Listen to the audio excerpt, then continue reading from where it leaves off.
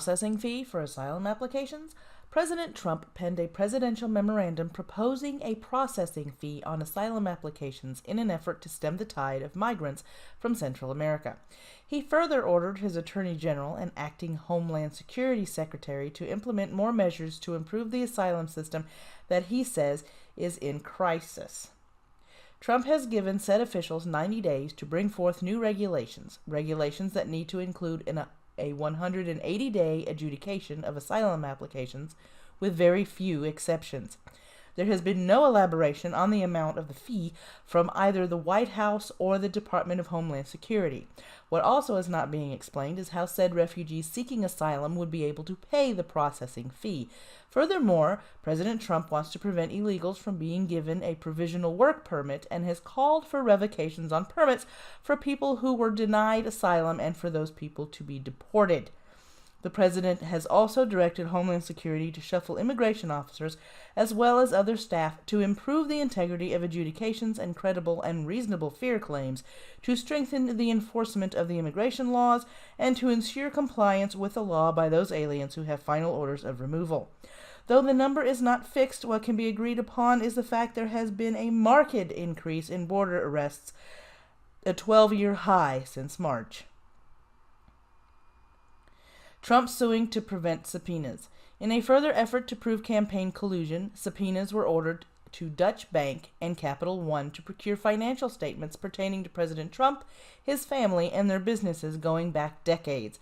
Attorneys for President Trump et al. Are calling the subpoenas unlawful, with the lawsuit saying the subpoenas were issued to harass President Donald J. Trump, to rummage through every aspect of his personal finances, his business, and his private information of the president and his family, to ferret about for any material that might be used to cause him political damage. Replying to the lawsuit, Representatives Schiff and Waters issued a statement which asserted the lawsuit was meritless and was done to block duly authorized subpoenas to non-government entities, to show what depths President will go to obstruct Congress's constitutional oversight authority. The lawsuit goes on to say Congress is overstepping their constitutional grounds, and citing Cornell law, the lawsuit is correct. Neither House of Congress possesses a general power of making inquiry into the private affairs of the citizen. The power actually possessed is limited to inquiries relating to matters of which the particular House has jurisdiction. How far the lawsuit will be able to go has yet to be seen.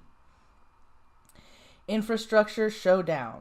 In an effort to set up another meeting within the White House about an infrastructure deal, Representatives Schumer and Pelosi sent a letter to President Trump, which included a demand for substantial new and real revenue.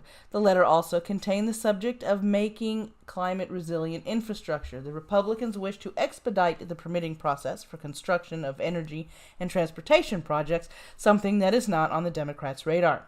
The Democrats seek bigger infrastructure and methods of payment for said projects without adding to the national debt. They are prepared to propose two ways of doing this: rolling back 2017 tax cuts or hiking fuel taxes. Neither of the two ideas are something Republicans are expected to agree to. These two ideas could possibly stall the talks before they even have a chance of sitting down with the president. The fuel tax hikes proposed by the United States Chamber of Commerce are a 5-cent increase every year for 5 years and allowing it to increase with inflation after that. As it stands now, there is an 18.3-cent tax on gasoline and a 24.3-cent tax on diesel fuel. The last increase dates back to 1993. Labor unions and the nation's most prominent business groups are on board with the U.S. Chamber of Commerce's taxing proposal. The meeting is set for Wednesday. As always, thank you for watching. If you like the content you've just seen, don't forget to hit that like button. We can continue the conversation in the comments section below. Any and all sources used for the video can be found in the description, as well as links to the blog and how to support the channel. As always, stay skeptical, never stop asking questions, and always look for the truth.